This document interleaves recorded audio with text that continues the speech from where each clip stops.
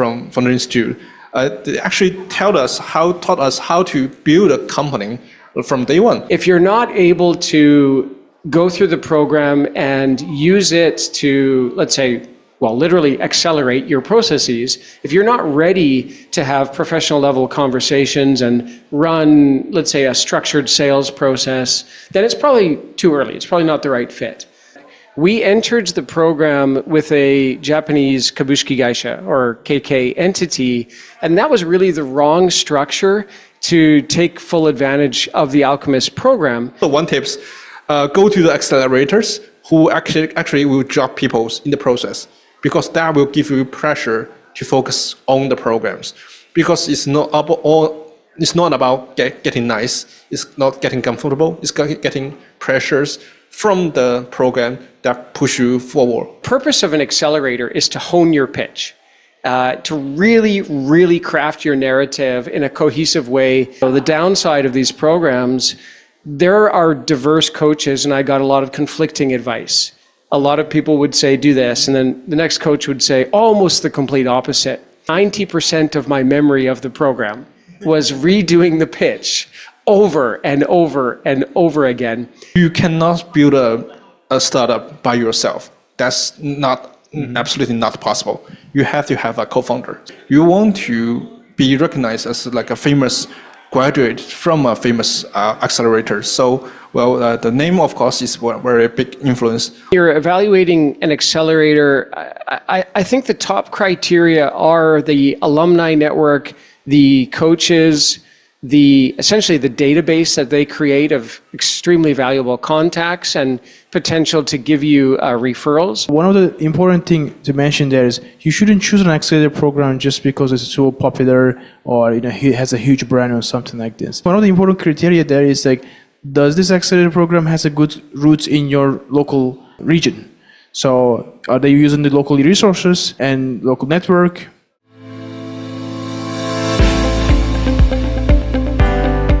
Minasan, thanks for joining us today. Today we are going to explore a key question that many founders ask actually. Do accelerator programs worth it or not? All right, it's a very controversial topic. Has it real value? Is it worth it? So it works. Do they able to deliver their promises or not? All right, this is the topic today. That I have a panel of one of them is our graduates, Shaoxi, and who also joined the other programs as well. And also Evan. Evan is our mentor, but also had his own startup company as well, recently launched last year, and also joined a program called Alchemist, and graduated and get funded from there as well. My name is Erdinç, and I'm part of leading this accelerator program called Founder Institute. This is a joint program in Japan, Korea, and Taiwan. It's an international program, English speaking. So I've been living here last 6 years. I'm also an active entrepreneur who supports entrepreneurs actually. My specialty is around GTM, go-to-market and sales and partnership and so on. Let's get started. So today's agenda is going to be basically a panel talk, but we are inviting you to join the discussion. I'm going to have some preset questions. Then after that, we're going to prioritize the questions maybe the halfway through. So let me quickly introduce the organizer, the Founder Institute that I'm running here.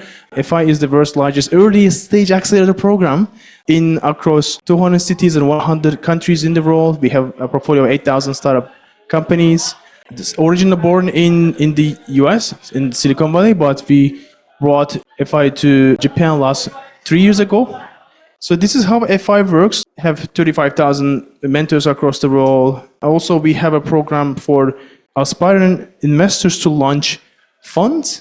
So it's been also getting huge traction since inception of 4 years ago only.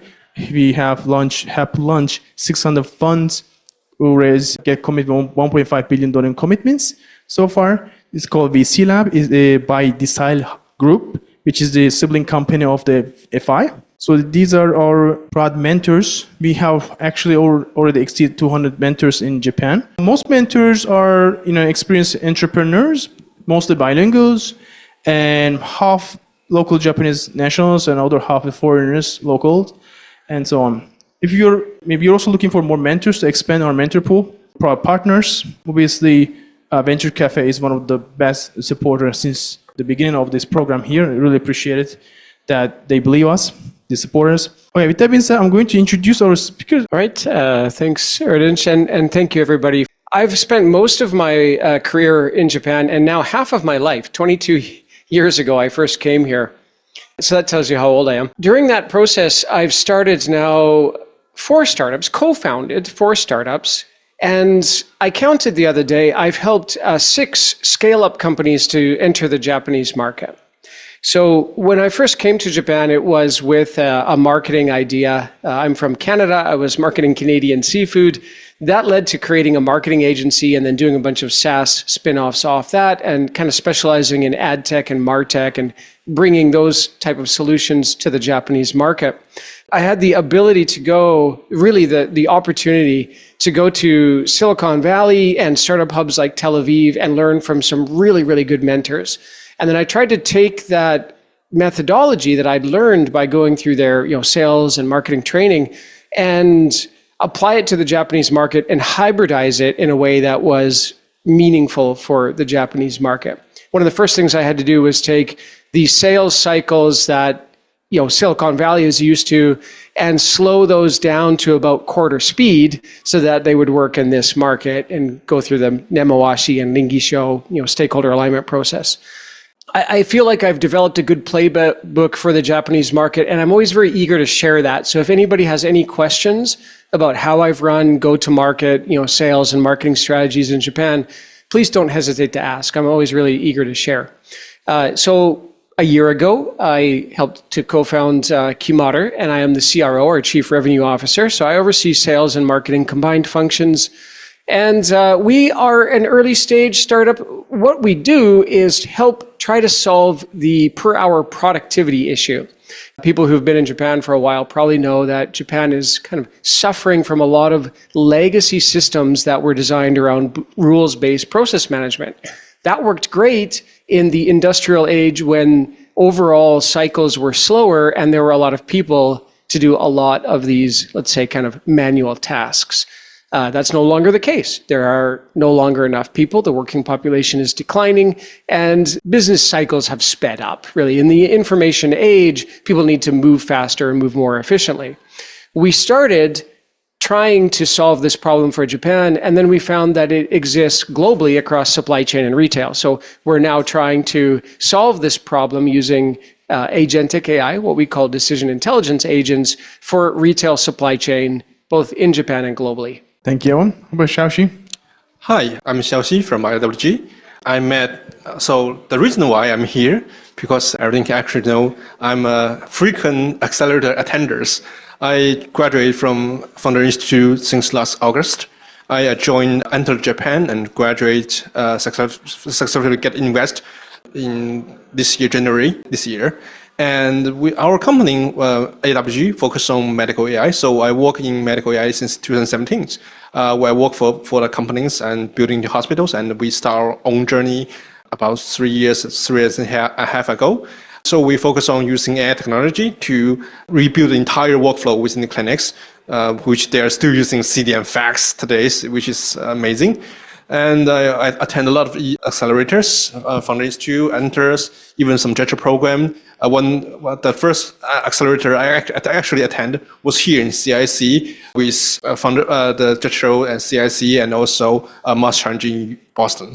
Thank you so much for introducing, guys. So the first, the topic is the Accelerators War 1. I know it's a pretty catchy title, pretty controversial title. We purposely choose this one, So I'd like to know the historical programs that you have joined so far first, and then we will dive into the more, is it beneficial for you and things like that.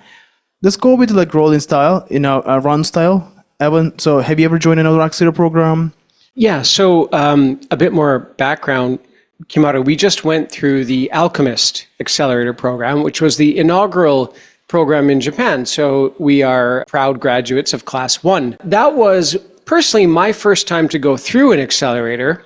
But for 3 years now, I've been a mentor, advisor in the Founder Institute. So I guess together we've probably reviewed, 200 pitches by now, something like that. I had some preconceived ideas about what an accelerator program would be like and how I could probably, or how we could get the most benefit from it. And some of those were wrong, and we'll talk about those a little bit more, I think. But to actually go through the program myself, Alchemist was the first. For me, well, I actually entered a lot of for the general one who has like background knowledges. The Founder Institute was more like a day zero for the founder who has no idea what the startup should be. And the Antelope was quite a little bit similar, but more about the investment and progressing stuff like that. We also attended some specific area program, like for example, we attended a lot of JETRO program that focus on, like the recent one, we just graduated from JETRO and Mayo Clinics, which focus on medical healthcare, AI, and also the CIC one I just joined a couple of years ago was about how to set up shops in the United States. They go through the entire process of even building company, sales, legal stuff. So I attend a lot of program. I attend a program mainly for three reasons. A, to learn something, either to learn the general ideas or specific knowledge. B, to build the networks. I know a lot of people, a lot of good friends from joining the program.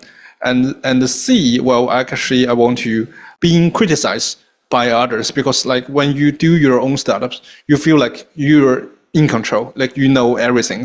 And sometimes you must hear some opinions from others that you probably should do this or you probably should do that. Sometimes the opinion is right, sometimes it's wrong, but it's always better to hear feedbacks from someone else. Yeah, that's great. Xiaoxi, how many of the programs that you had joined was equity-based programs? FI, Antler, anything else? That's it. Antler and Founder Institute. Right. The other, I called it tax refund. So guys, as it set up the context here, the accelerator that we're using, actually the term accelerator refers to equity-based programs. You join in a program that generally like 3 to 4 months-ish and limited time offer. So you take your startup company from some certain point to the new heights, right? So generally, it's proper accelerator is actually equity-based because they invested to your company for the very future of the time. So we're gonna talk more on that later. But okay, let's go to the next one. So you actually a little bit tap into like why you attended the program, right? So you already talked about that. So actually, that was my next question. So maybe we can continue with the Evan. So what was the reason in the first place to join the program? Well, you mentioned equity a minute ago. Because this was the inaugural program in Japan, we didn't know what to expect in terms of equity in the final offer. So that wasn't so much of a deciding factor. We thought that there might be some equity, but we applied, first of all, because we felt that the Alchemist program was perfectly aligned with our goals. We are a B2B enterprise software, and Alchemist focuses specifically on helping B2B enterprise software companies to hit their milestones and achieve rocket ship growth. So when we looked at the program, first of all, we were really impressed with how it was presented. We saw a pitch about the program itself, and then we had an opportunity to talk to essentially the founders of the program, Ian and then the managing director of the program, Ryoko. They were incredibly receptive and helpful and open. They did a Q&A session when I know that they were overloaded with applications, and Yoko in particular answered every question that we had. So because we saw that alignment, we didn't apply to any other programs. We only thought, okay, Alchemist is the right fit for us. Let's apply to them. Then after the application process, we got the offer and we were pleasantly surprised. The equity was more than I expected, at least, and the terms were better than I expected. So we were very happily surprised with that. Xiaoxi, do you want to add anything else? Yes.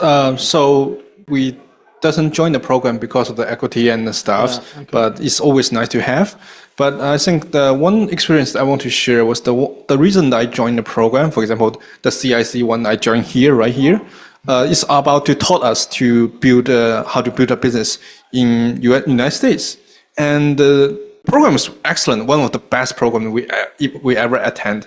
But the result was that we realized that we're too early for US market.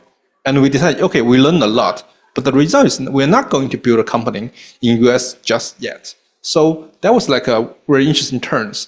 But on the other side, from the institute, they actually taught us how to build a company from day one. Some of the knowledge I already know, some actually I don't know. So it's like a self-check for me to see, as a founder, I still doesn't think that angle or from that directions, and that actually value more than just money and other stuff. So what level you need to be in order to join an accelerator program? Let's start with the Evan. The level of readiness in order to be able to join accelerator program. It depends on the program. Our experience, of course, was the Alchemist program. And with Alchemist, I think that everybody in our Class 1 cohort was what I would qualify as being either mid-career or senior professionals. There was really nobody in our cohort who was really early in their career. So they had worked corporate side or they'd been through startups before. Myself and my co-founders had done it 3 or 4 times before.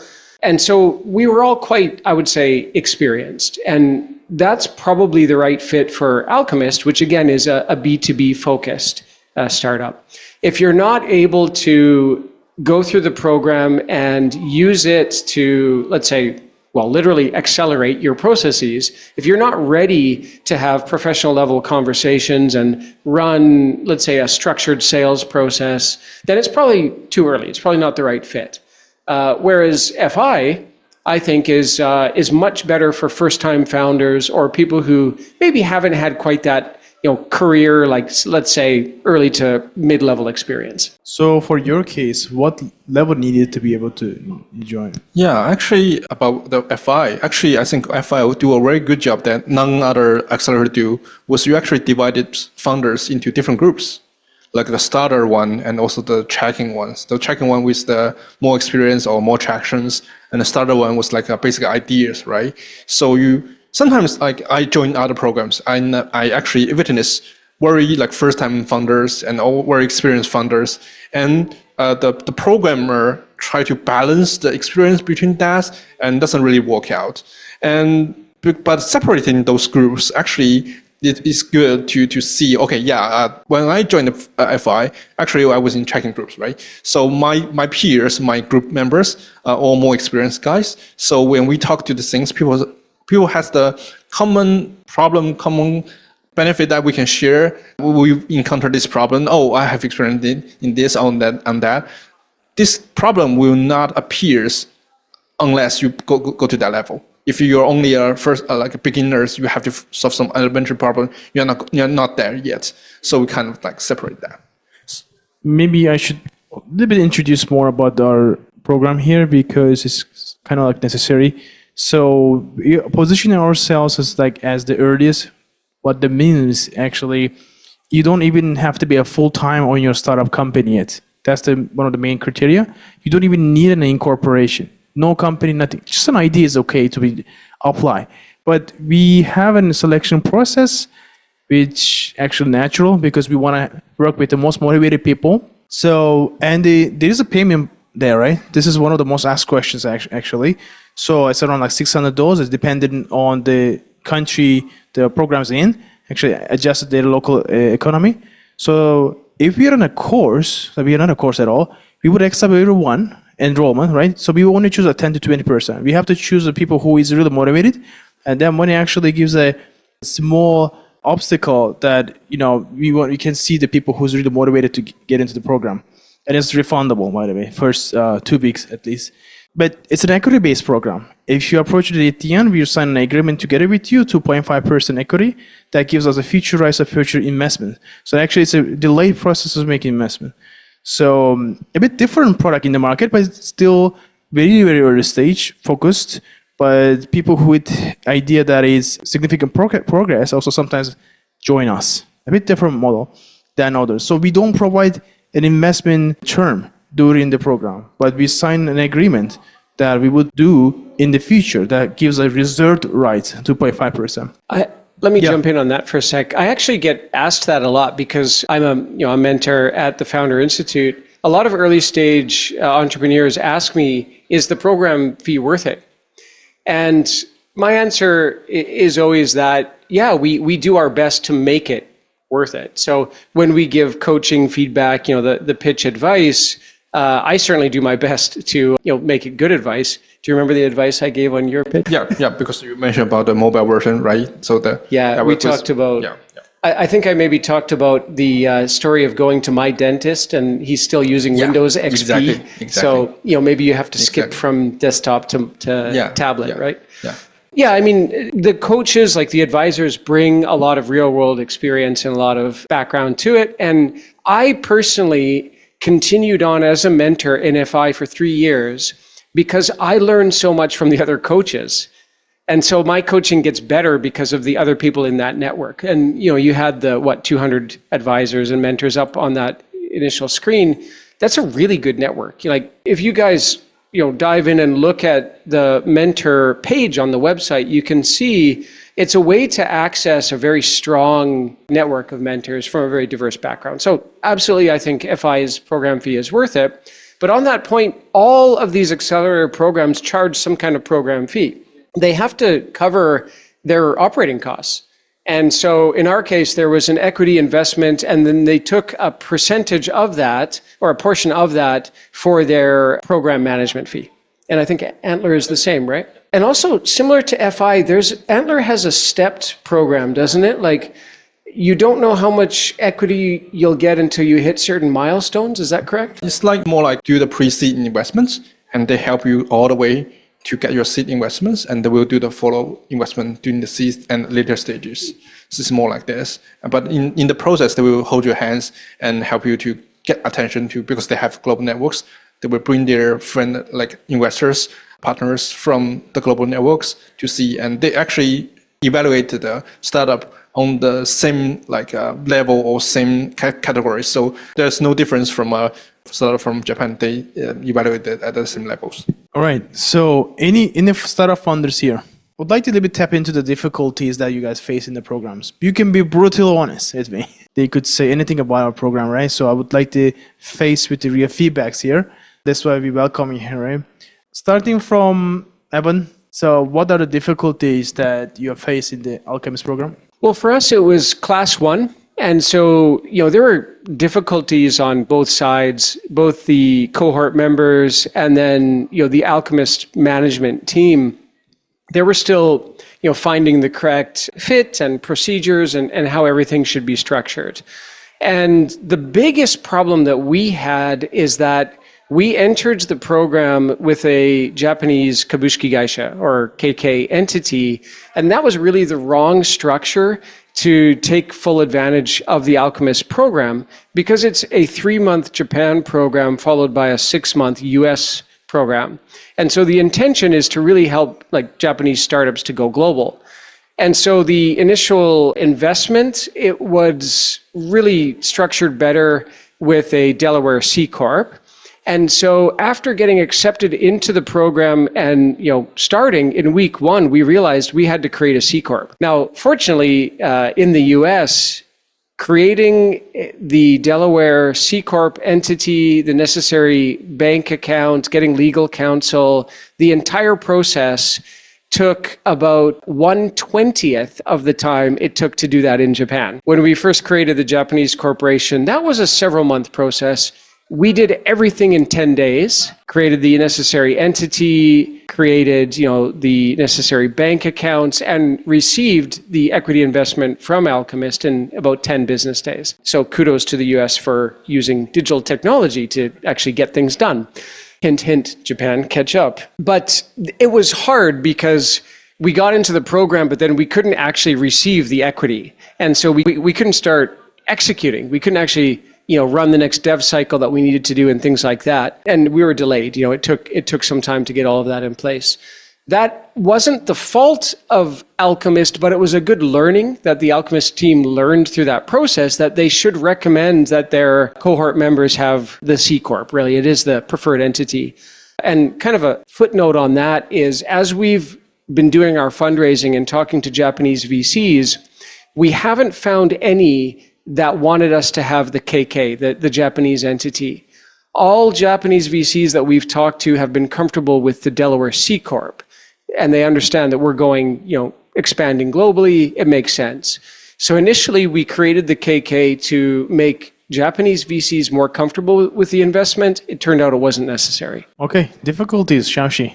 First, FI difficulties, then Antler. Yeah. Actually, I want to talk about my experience with FI.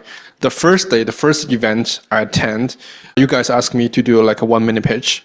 Well, I have to say, actually, I do more things than a lot of funders when I join the FI programs. But because I already do a lot of things, it's very hard for me to shrink all my experience into 1 minute. So actually, I do pretty bad at the first pitch because I'm the first one who do the pitch. I believe I got like the score was like 5 in total. I got 2-1 and 1-2, I believe, if I remember correctly. So on the other side, the guy who has only ideas got 5 or even 4s. So and I know you guys are like dropping people in the middle of the class because the poor grade. So I feel very stressful. And you guys actually talked to me was like, don't worry about it. Like you just don't follow the pattern of 1-minute pitch. And when we go to 3 minutes, 5 minutes, even 10 minutes, because you have actually doing things, you have traction, you have business plans and stuff, those will go to there. And the people who only have ideas will feel short on that part. And I really feel confidence and practice 1-minute pitch as well. So it's win-win for us. But still, I still remember that at the beginning of stage that I was very bad at it. And also one tips, go to the accelerators who actually will drop people in the process, because that will give you pressure to focus on the programs.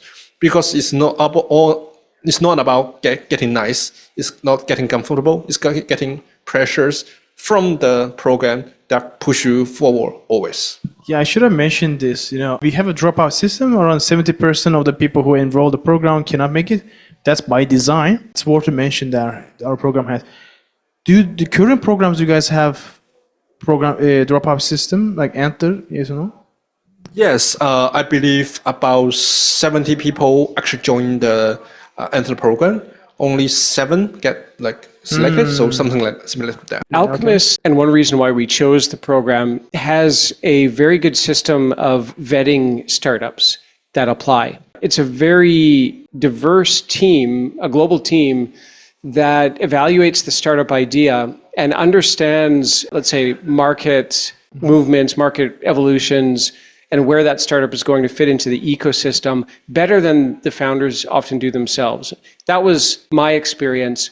I didn't know that agentic AI was going to take off and boom to the point where it's a household term today. So 6 months ago, I wasn't describing what we do as agentic AI. I didn't think people would understand that concept yet. But Alchemist knew that that was coming. And I think that's one of the reasons why they passed us, allowed us into the program. I think there were almost 200 applicants and only 9 companies got in. I haven't heard of any dropouts through the Alchemist program because of that initial vetting process, which I think is extremely... So I think if you were to drop out of the program, it would probably be a voluntary, self-selection out of the program. I wanted to add one thing. Sure. You reminded me when you talked about pitching. The purpose of an accelerator is to hone your pitch, to really, really craft your narrative in a cohesive way so that when you get to demo day, which is graduation day, you're able to raise funds. The purpose is to accelerate your business plan and hone it to the point where it is crystal clear. As a mentor for 3 years at FI and as a general advisor to startups, I've probably reviewed, hundreds of pitch decks. I've been a judge in pitch contests. Yeah. And I think I can give pretty good advice to other startups on their pitch.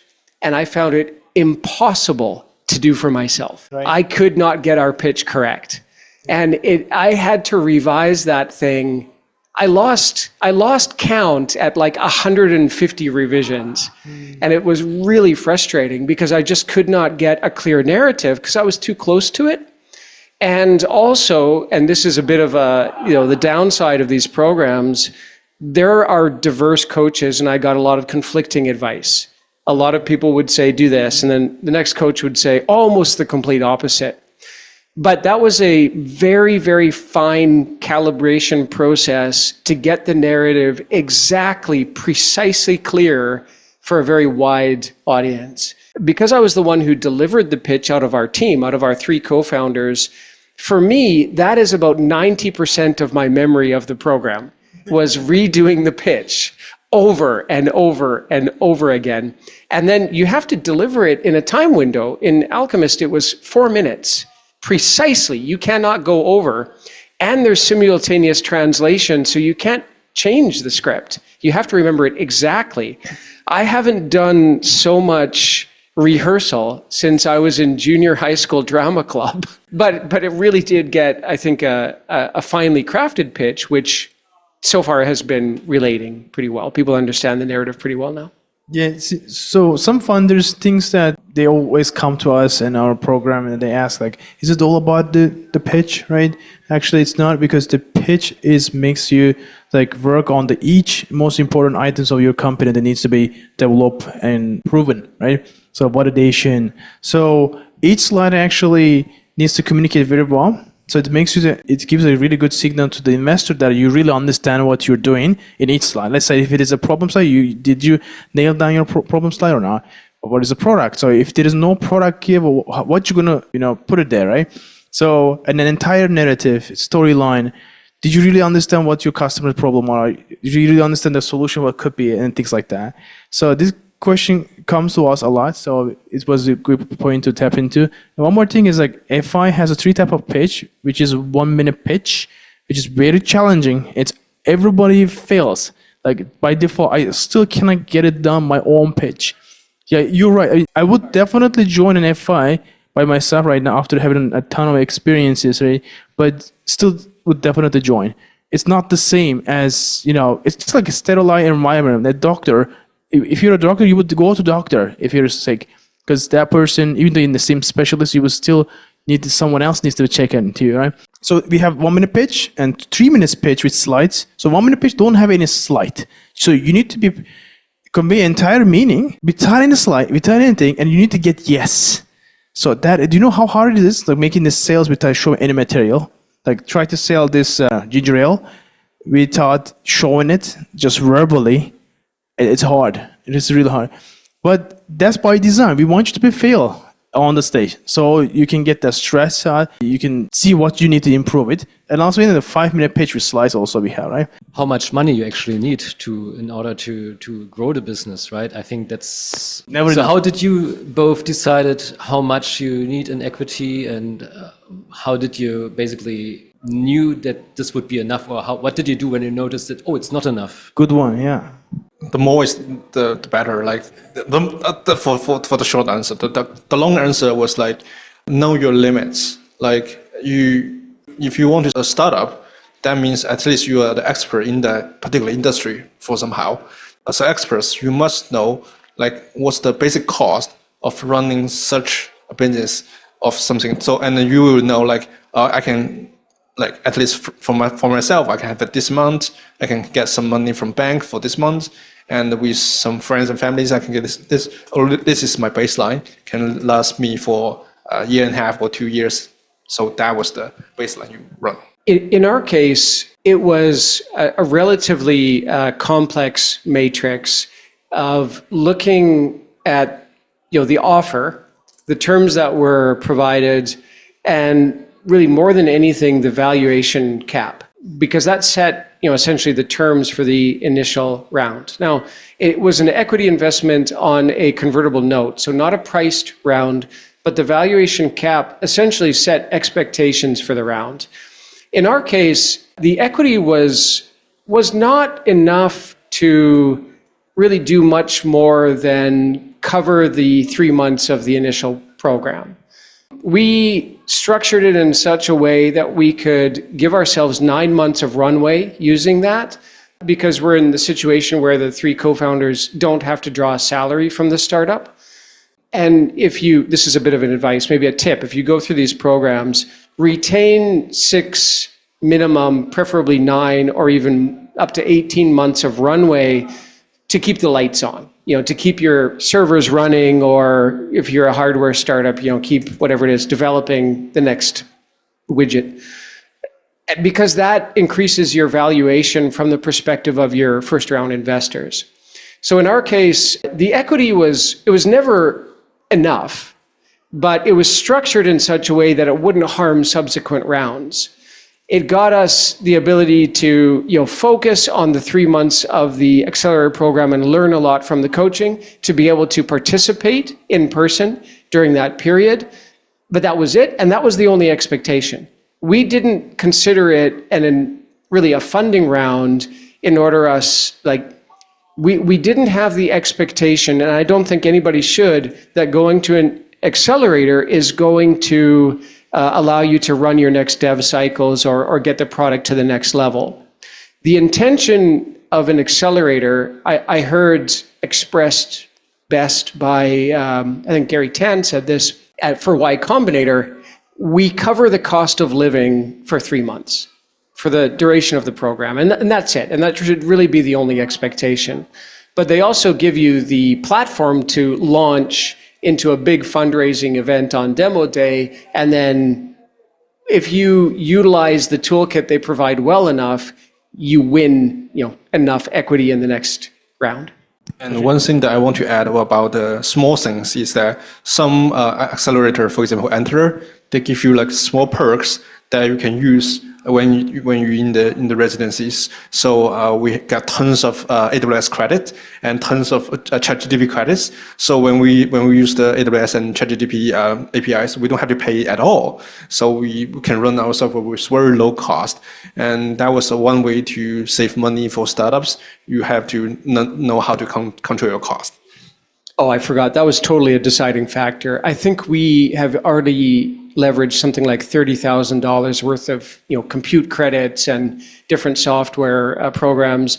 The potential upside is something like $100,000. So in your pitch, were you focused mostly on VCs, or you're pitching also to customers? But no, the target of the pitch is fundraising. And so the target is 4 minutes to craft a narrative that investors will be inspired by, believe in, and want to learn more. But it's only 4 minutes, so Alchemist calls it the movie trailer. And you should inspire people to want to come and watch the whole movie. So the goal is to get them to book a meeting with you to learn more. For us, the Antler pitch was, because Antler, by the end of the day, they are kind of investors. So by the end of the program, you will pitch 10 minutes in front of the IC. The IC board will be phoned by Antler from global Antler office, either from Singapore or from US or from EUs. They will join the board. So they make sure all Antler graduates have the same levels. VC pitch. But for fundraisers, on the other hand, well, we focus on VC pitch, of course, because we want to secure a fund. But on the other side, we will always go through some small details as well. So you can modify your pitch in a way to like decrease some slide or increase some information, enhance some information, to turn that into a sales pitch or even a partnership pitch in that matters, if you want to partner with some other companies. I think with FA, a lot of it is inspiring potential team members to join. A lot of people join FI to find co-founders. Yeah. Antler also has a similar function, right? Yes, at Enter, actually, I know a lot of people who actually background of engineers. They go there to find their business partner, or business partner, they have business ideas, but they don't have the coding capabilities. So they go there to find their like coder partners. Some of our graduates, I believe there are at least two of them, this combination, or they're foreigners, they want to find the local Japanese people to work together, something like that. You cannot build a startup by yourself. That's not absolutely not possible. You have to have a co-founder. So that was a key there. So we do events and additional programs for co-founder matching and further support when you join our program. Any other questions? Anything that you're curious about in accelerator funding? Okay, so I know that right now there's quite a lot of accelerators around the world and whatever. And I wanted to know, how do you decide to which accelerator to apply, how to understand where there's a good fit? Yeah, so I think we a little bit tap into today's talk with this, but Evan and Xiaoxi, so would you like to approach it different maybe? Yeah, sure. So I think one of the key points was one of the reasons that we joined Accelerator was getting certification or recognitions that you want to be recognized as like a famous graduate from a famous accelerator. So, the name, of course, is a very big influence. On the other side was the matching of the accelerator. Of course, if you're like in medical industry, you shouldn't join a sustainable accelerator, that for sure. But I would say there are different stage of the accelerator. If you go to the like day 01, you shouldn't join the other one. You should focus on more advanced or more narrow, like for example, about go-to-market strategy one, or joining about a specific overseas marketing, a targeting one. That was the strategy you're going to approach. But for the first-time first-time founders who never built a business before, I always suggest them to join like day 1 or day 0 accelerator, because I never met anyone who can like build a company without learning. Because a lot of people, they think they can just build a company. That's not the story. Building a company, I have an idea, is entirely different stories. So you have to learn something about how to run a company. So, and I think join day 1 or day 0 to be say, accelerator is very helpful for the one who don't have experience to running companies. So every accelerator has a different investment thesis, a different focus. And I think it's very important to research the accelerator to find one that's the correct fit for you. In our case with the Alchemist Accelerator, it was their focus on B2B enterprise software. But then we researched their alumni, companies who had been through the program, and their growth rate afterwards. And we saw a lot of success stories, a lot of subsequent funding rounds, a lot of good growth, and looked through the forums on Reddit and places like that to see the general sentiment, and it was very positive, everybody who'd been through the program. There were, of course, some detractors, but if you dove into their stories, it gave you some context, and I personally discredited most of those detractors, and really when I dug into it, only found positives. But the reason for joining an accelerator at that stage, let's say, and I would say Antler, Alchemist, Techstars, 500 Global, Plug and Play, they are all at that larger equity, somewhat later stage, let's say, later stage, whereas FI is very early stage and has tough requirements once you get in, but is maybe a little bit easier to get into initially. So these recent JETRO-backed startups, they come, first of all, with that JETRO backing. So there's a government connection, there's recognition. In the Japanese market, that's essential. You can't win large Japanese corporations without some connection. Almost all of the accelerators are backed by JETRO plus a partner. In our case, it was Mitsubishi Estate. Antler, I think, is also backed by a real estate company. Most of them are, actually, because the real estate companies, I think, want to sell office space to the successful startups as they grow. Makes sense.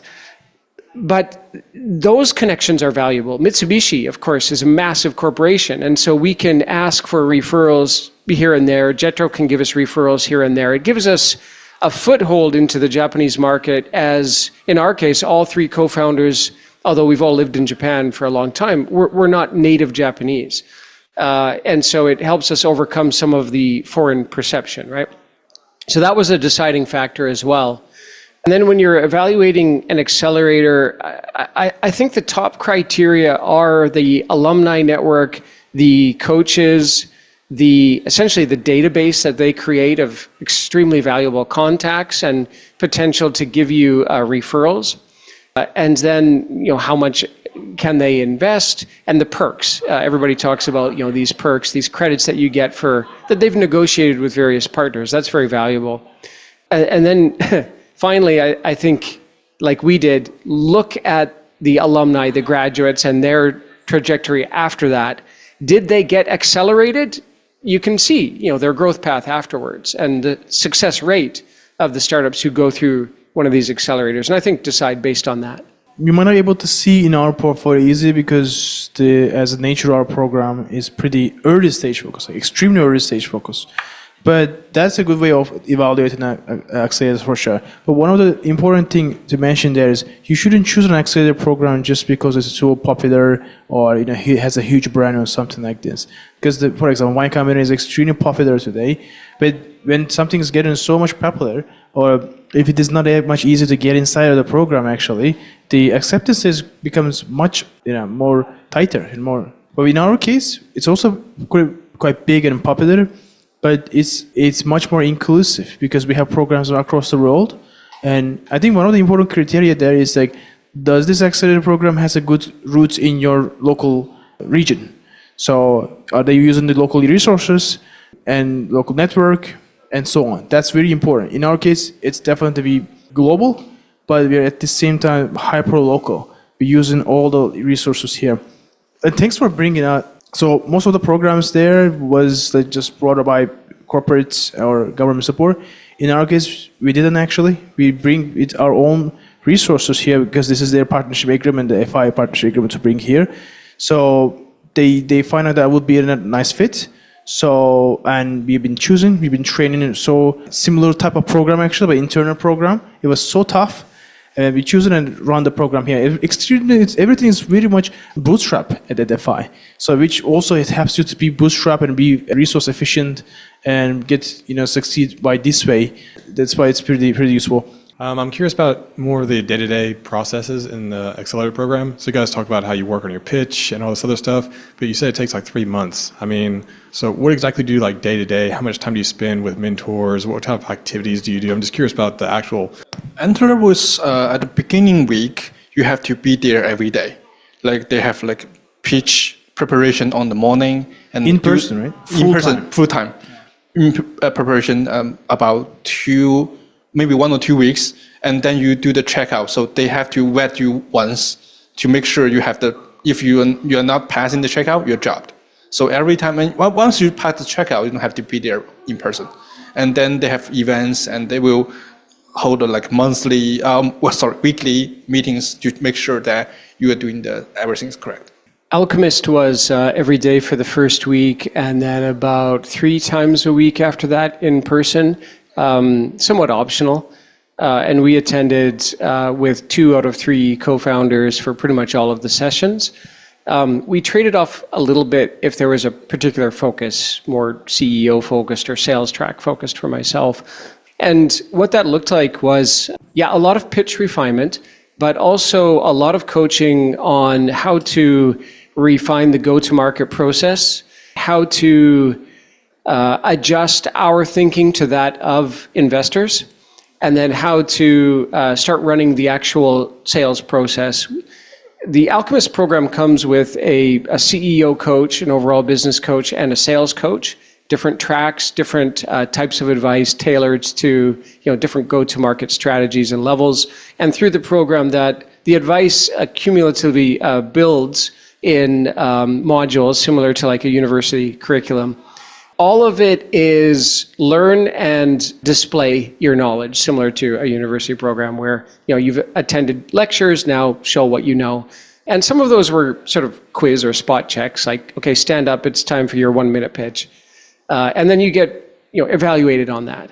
And so there was pressure, there was a stage fright component, there was a peer review component, and that helped a lot. In the later stages, the peer review became extremely helpful as our cohort members learned the methodology and started to evaluate, critique, and encourage each other. Our class in Alchemist Japan, class 1, was incredibly close, and we still communicate on almost a daily basis and help each other, refer investors to each other, refine each other's pitches, etc. So it becomes a lot of day-to-day interaction with your cohort mates as you all learn the methodology and start to put it into practice day to day. So in our case, it's an online program. So because we want to be as inclusive as possible, we have people joining from all around Japan or also internationally, actually. So roughly 10% join internationally. Also from Korea and Taiwan and all the other countries that we represent. And it's part-time, so you need like around 20 hours per week you need to commit, so you can actually balance between your full-time job or classroom if you're a student. And around 40 mentors you work together closely during the program, but we have weekly sprints. Every week we have one session. You could also book as much as you want if they schedule align with you, the mentors, weekly mentors. Every week you have 3 mentors, so you can also book office hours, everything online. So English after 6 p.m., around 40 mentors in 3 months, you work closely. And every week, we have a total of 200 different deliverables that comes with the aggressive week, the sprints, that needs to be complete within the 7 days until the next session. So we have like a bit distributed approach on the acceleration process. And that allows us to be like first pull a lot of people into the cohort and drop us slowly if they are not performing very well. So as you can see, it's a bit different. That's why it allows us to be that much global. So one of the good side of the FI is actually the network. That when you join everywhere in the world, when you go anywhere in the world, literally, over 100 countries, so you will be able to see someone, a friend, and who can support you in that country. So that's amazing power, honestly. Being an alumni, or if you're not even an alumni, you could become a mentor. If you have a specialty, you can apply for it too. Sometimes funders who graduate from our programs also become a mentor, going back and contribute. That culture also needs to be set along in Japan as well. So you see, these are the differences, different type of program, but we don't provide a funding term, right? That's a different thing. But what we do is we create exposure as much as we can during the program and after the program, and with the support programs as well. Those support programs are free after graduation, so that allows you to get exposure as much VCs and investors as possible. And one more thing is, we also have an accelerator program for investors, right? So all the entire deals is introduced by them as a funnel in them. Plus, we have over 10,000 investors in our network. Recently, we hit that mark. We actively introduce them, but we won't be working for you exclusively to go out and pitch and introduce an investor. So that we have this cohort-based, pool-based introduction system. Let it, market decide. A bit different model, I would say. So, okay, let's wrap this up. And thank you so much for joining us today. It was pretty insightful. One more thing. We are building an ecosystem across the world and here in Japan as well. We are one of the earliest international program throughout the year, English speaking program. So we need support from you guys. So we need to collaborate. We need partners who can support. Because what we are doing here is you can't only explain with the economic terms. We advocate entrepreneurship and we promote entrepreneurship. So we try to solve the important problems in the world with entrepreneurship because it's economically viable way. So we really rely on your support. So this is a kind of community effort that we do. If you could support us on, you can introduce someone, you can subscribe, or you can give a like at least to our post on LinkedIn. You can connect with us, suggest someone. That will be extremely appreciated, Yeah, so thanks so much everyone for joining. That concludes the session. Thanks so much, Evan and Sharshi, for joining and sharing insights.